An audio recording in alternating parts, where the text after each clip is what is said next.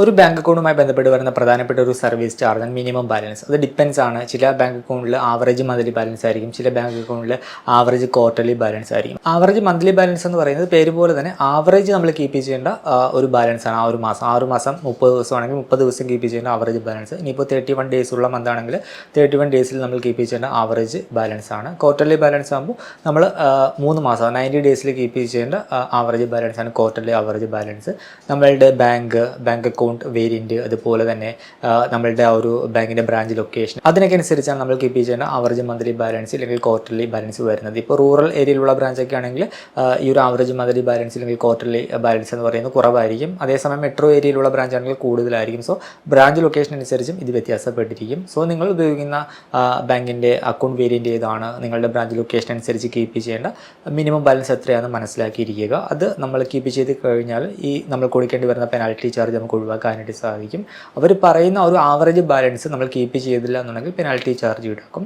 പലരും തിങ്ക് ചെയ്യുന്നത് അവർ പറയുന്ന ആ ഒരു ബാലൻസ് നമ്മൾ എല്ലാ ദിവസവും അക്കൗണ്ടിൽ കീപ്പ് ചെയ്യണം, ഏതെങ്കിലും ഒരു ദിവസം ജസ്റ്റ് കീപ്പ് ചെയ്യുന്ന മിനിമം ബാലൻസ് കുറവ് സംഭവിച്ചു കഴിഞ്ഞാൽ പെനാൽറ്റി ചാർജ് ഈടാക്കും എന്നൊക്കെയാണ് കരുതുന്നത്. പക്ഷെ അങ്ങനെയല്ല.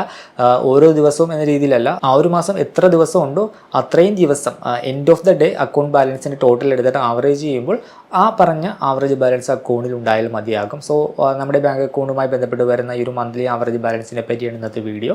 Welcome to another video. വീഡിയോയിലേക്ക് കടക്കുന്ന മുമ്പ് വിവിധ ബാങ്ക് അക്കൗണ്ടുകളെ പറ്റിയും കാർഡുകളെ പറ്റിയും കൂടുതലായിട്ട് അറിയാനും അപ്ലൈ ചെയ്യാനും വിസിറ്റ് fino360.com, ആമസോൺ, ഫ്ലിപ്കാർട്ട് പോലുള്ള ഇ-കോമേഴ്സ് പ്ലാറ്റ്ഫോമുകളിൽ വരുന്ന ഓഫർ അപ്ഡേറ്റ് ടെലിഗ്രാമിൽ കിട്ടാനായിട്ട് ജോയിൻ എൻ്റെ ഓഫർ Telegram channel. Financial news update മലയാളത്തിൽ എല്ലാ ദിവസവും ടെലിഗ്രാം ചാനലിൽ അപ്ഡേറ്റ് ആയിട്ട് ലഭിക്കാനായിട്ട് join money Malayalam Telegram channel, link in below.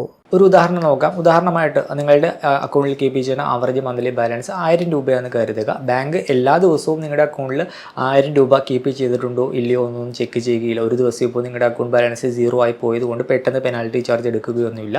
ആ ഒരു മാസം ഇപ്പോൾ 30 ഡേയ്സ് ഉള്ളൊരു മന്ത് ആണെങ്കിൽ ആ 30 ഡേയ്സ് കഴിയുന്ന സമയത്ത് ആവറേജ് ബാലൻസ് അവരെടുക്കും. എല്ലാ ദിവസത്തെയും end of the day balance എടുത്തിട്ട് ആ നമ്പർ ഓഫ് ഡേ വെച്ച് ഡിവൈഡ് ചെയ്യുമ്പോൾ ആ ഒരു മാസം നിങ്ങളുടെ അക്കൗണ്ടിൽ ഉണ്ടായിരുന്ന ആവറേജ് ബാലൻസ് കിട്ടും. അപ്പോൾ അങ്ങനെ എടുക്കുന്ന സമയത്ത് ആവറേജ് ബാലൻസ് ഈ ഒരു 1000 രൂപ വന്നാൽ മതിയാകും. അതിൽ താഴെ പോയി കഴിഞ്ഞാൽ പെനാൽറ്റി ചാർജ് ഈടാക്കും. ആ രീതിയിലാണ് ആവറേജ് മന്ത്ലി ബാലൻസ് വർക്ക് ചെയ്യുന്നത്. ആവറേജ് മന്ത്ലി ബാലൻസ് കാൽക്കുലേറ്റ് ചെയ്യുന്ന ഫോർമുല നോക്കിക്കഴിഞ്ഞാൽ ആ ഒരു മാസം എത്ര ദിവസം ഉണ്ടോ എല്ലാ ദിവസത്തെയും end of the day balance total ചെയ്യുക, അതിൻ്റെ സം എടുക്കുക, ഡിവൈഡഡ് ബൈ ആ ഒരു മാസം എത്ര ദിവസം ഉണ്ടായിരുന്നു. 30 ദിവസമാണെങ്കിൽ 30 ദിവസം, ഇനിയിപ്പോൾ 31 ദിവസം ആണെങ്കിൽ 31 ദിവസം, അങ്ങനെ ഡിവൈഡ് ചെയ്യുമ്പോൾ കിട്ടുന്നതാണ് ആവറേജ് മന്ത്ലി ബാലൻസ്. നിങ്ങളുടെ അക്കൗണ്ടിൽ കീപ്പ് ചെയ്ത ആവറേജ് മന്ത്ലി ബാലൻസ്. കുറച്ച് എക്സാമ്പിൾ നോക്കാം. ആവറേജ് മന്ത്ലി ബാലൻസ് ആയിട്ട് കീപ്പ് ചെയ്യേണ്ടത് 1000 രൂപയെന്ന് കരുതുക. 30 ദിവസമുള്ളൊരു മാസമാണെന്ന് കരുതുക. അപ്പോൾ നിങ്ങൾ 15 ദിവസം നിങ്ങളുടെ അക്കൗണ്ടിൽ നിങ്ങൾ 2000 രൂപ കീപ്പ് ചെയ്തു. 15 ദിവസം എൻഡ് ഓഫ് ദ ഡേ അക്കൗണ്ടിൽ 2000 രൂപ ബാലൻസ് ഉണ്ടായിരുന്നു. ബാക്കി 15 ദിവസം അക്കൗണ്ടിൽ 0 ബാലൻസ് ആയിരുന്നു എന്ന് കരുതുക. അപ്പോൾ അങ്ങനെ വരുമ്പോൾ അതിൻ്റെ ഒരു കാൽക്കുലേഷൻ എടുക്കുമ്പോൾ 15 ദിവസം എൻഡ് ഓഫ് ദ ഡേ 2000 രൂപ ഉണ്ടായിരുന്നു. സോ 2000 × 15, അപ്പോൾ നമുക്ക് 30,000 എന്നുള്ളൊരു ആൻസർ കിട്ടും. അപ്പോൾ 30,000 ഡിവൈഡഡ് ബൈ ആ മാസം 30 ദിവസം ഉണ്ടായിരുന്നു. 30 കൊണ്ട് ഡിവൈഡ് ചെയ്യുമ്പോൾ നമുക്ക് 1000 എന്നുള്ളൊരു നമ്പർ കിട്ടും. സോ ആ 30 ദിവസത്തിൽ നിങ്ങളുടെ അക്കൗണ്ടിൽ ആവറേജ് 1000 രൂപ ഉണ്ടായിരുന്നു. അതുകൊണ്ട് തന്നെ അവിടെ പെനൽറ്റി ചാർജ് എടുക്കുകയില്ല. ഈ ഒരു സിറ്റുവേഷൻ നോക്കിക്കഴിഞ്ഞാൽ നിങ്ങൾ 15 ദിവസം മാത്രമാണ് 2000 രൂപ അക്കൗണ്ടിൽ കീപ്പ് ചെയ്തത്. 15 ദിവസം 0 ബാലൻസ് ആയിരുന്നു. എന്നിട്ടും ആവറേജ് എടുക്കുമ്പോൾ അവിടെ 1000 രൂപ വരുന്നുണ്ട്. അതുകൊണ്ട് തന്നെ പെനാൽറ്റി ചാർജ് എടുക്കുകയില്ല. ഇനി മറ്റൊരു എക്സാമ്പിൾ നോക്കിക്കഴിഞ്ഞാൽ നിങ്ങൾ ഒരു ദിവസം നിങ്ങളുടെ അക്കൗണ്ടിൽ 30,000 രൂപ കീപ്പ് ചെയ്തു. ബാക്കി 29 ദിവസവും നിങ്ങളുടെ അക്കൗണ്ടിൽ 0 ബാലൻസ് ആയിരുന്നു എന്ന് കരുതുക.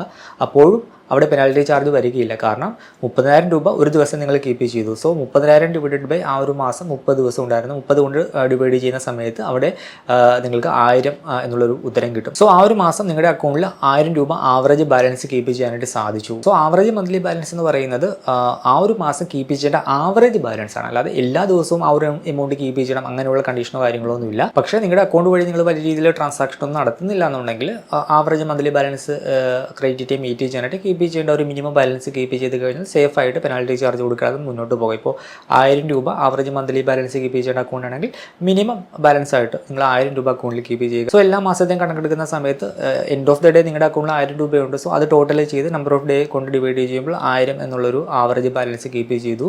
അതുകൊണ്ട് തന്നെ അവിടെ പെനാൽറ്റി ചാർജ് എടുക്കുകയില്ല. സോ ആ രീതിയിൽ നിങ്ങൾക്ക് വർക്കൗട്ട് ചെയ്യാം.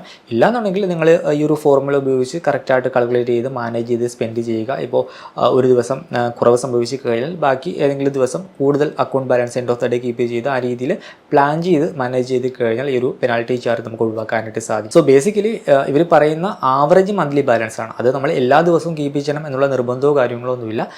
മന്ത് എൻഡ് ആകുന്ന സമയത്ത് ആവറേജ് എടുക്കുമ്പോൾ നമ്മുടെ അക്കൗണ്ടിൽ അവർ പറയുന്ന ഒരു ആവറേജ് ബാലൻസ് നമ്മൾ കീപ്പ് ചെയ്തിരിക്കണം. ഇനിയിപ്പോൾ ആവറേജ് ക്വാർട്ടർലി ബാലൻസ് ആണെങ്കിലും സെയിം മെത്തേഡ് തന്നെയാണ്. ആവറേജ് ക്വാർട്ടർലി ബാലൻസ് ആകുമ്പോൾ നമ്പർ ഓഫ് ഡേയ്സ് വരുമ്പോൾ അത് 90 ഡേയ്സ് ആയിട്ട് മാറുമെന്നേ ഉള്ളൂ. ഈ ഒരു മിനിമം ബാലൻസ് പെനാൽറ്റി ഒഴിവാക്കാനായിട്ട് ശ്രദ്ധിക്കേണ്ട കാര്യങ്ങൾ നോക്കിക്കഴിഞ്ഞാൽ ഒന്നാമതായിട്ട് നിങ്ങൾ വലിയ രീതിയിൽ ബാങ്ക് അക്കൗണ്ട് വഴി ട്രാൻസാക്ഷൻ ഒന്നും ചെയ്യുന്നില്ല എന്നുണ്ടെങ്കിൽ ഈ ഒരു മന്ത്ലി ആവറേജ് ബാലൻസ് മീറ്റ് ചെയ്യാനായിട്ട് കീപ്പ് ചെയ്യണം. മിനിമം ബാലൻസ് എത്രയാണോ ആ ഒരു ബാലൻസ് കീപ്പ് ചെയ്യുക. എൻഡ് ഓഫ് ദ ഡേ ബാലൻസിൻ്റെ ടോട്ടൽ എടുത്ത് ആ നമ്പർ ഓഫ് ഡേയ്സ് കൊണ്ട് ഡിവൈഡ് ചെയ്യുമ്പോൾ ആ ഒരു ആവറേജ് ബാലൻസ് മീറ്റ് ആയിക്കോളും. പെനാൽറ്റി ചാർജ് കൊടുക്കേണ്ടത് ഒഴിവാക്കി കിട്ടും. ഇല്ലെങ്കിൽ നിങ്ങൾ മാനേജ് ചെയ്ത് ആദ്യം പറഞ്ഞ രീതിയിൽ നിങ്ങൾ സ്പെസിഫിക് ആയിട്ട് മാനേജ് ചെയ്ത് ഇപ്പോൾ ഏതെങ്കിലുമൊക്കെ ഡേയ്സിൽ സീറോ ബാലൻസിലേക്ക് പോയി അല്ലെങ്കിൽ ബാലൻസ് കുറഞ്ഞു പോയി കഴിഞ്ഞാൽ ആവറേജ് മന്ത്ലി ബാലൻസ് കാൽക്കുലേറ്റ് ചെയ്യുന്ന ഒരു ഫോർമുല ഞാൻ പറഞ്ഞു തന്നല്ലോ. അപ്പോൾ അത് ഉപയോഗിച്ചൊന്ന് കാൽക്കുലേറ്റ് ചെയ്തിട്ട് തുടർന്നുള്ള ദിവസങ്ങളിൽ കൂടുതലായിട്ട് അക്കൗണ്ട് ബാലൻസ് കീപ്പ് ചെയ്തുകൊണ്ട് നിങ്ങൾക്ക് ആവറേജ് മന്ത്ലി ബാലൻസ് മെയിൻറ്റെയിൻ ചെയ്യാം. അതിനായിട്ട് മുൻപ് സൂചിപ്പിച്ചതുപോലെ മന്ത് എൻഡ് ആകുന്നതിന് മുമ്പായിട്ട് വലിയൊരു എമൗണ്ട് അക്കൗണ്ടിൽ ഡെപ്പോസിറ്റ് ചെയ്ത് end of the day balance ആയിട്ട് കീപ്പ് ചെയ്താലും മതിയാകും.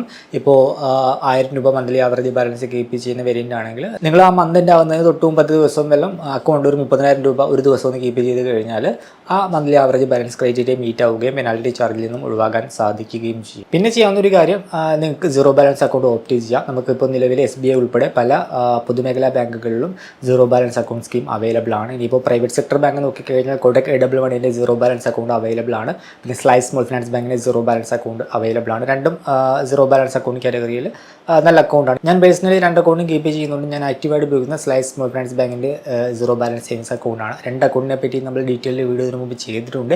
ലിങ്ക് ബട്ടണിൽ ആഡ് ചെയ്യാം. കൂടുതലായിട്ട് ഈ പറഞ്ഞ അക്കൗണ്ടുകളെ പറ്റി അറിയാനായിട്ട് ആ വീഡിയോകൾ കാണുക. അതുപോലെ തന്നെ അക്കൗണ്ട് ഓപ്പൺ ചെയ്യാൻ താല്പര്യമുള്ളവർക്ക് അക്കൗണ്ട് ഓപ്പൺ ചെയ്യാനുള്ള ലിങ്ക് ഞാൻ വീഡിയോക്ക് താഴെ നൽകുന്നുണ്ട്. സോ ഈ രീതിയിലേക്ക് ഈ ഒരു മന്ത്ലി ആവറേജ് ബാലൻസിൻ്റെ പെനാൽറ്റി നമുക്ക് ഒഴിവാക്കാനായിട്ട് സാധിക്കും. ബേസിക് ആയിട്ട് മനസ്സിലാക്കിയിരിക്കേണ്ട കാര്യം മന്ത്ലി ആവറേജ് ബാലൻസ് എന്ന് വെച്ചാൽ ആ ഒരു മാസം നമ്മുടെ അക്കൗണ്ടിൽ ഉണ്ടാവേണ്ട ആവറേജ് ബാലൻസ് ആണ്. അല്ലാതെ എല്ലാ ദിവസവും ആ ഒരു എമൗണ്ട് കീപ്പ് ചെയ്യണം അങ്ങനെയല്ലാതെ വർക്ക് ചെയ്യുന്നത്.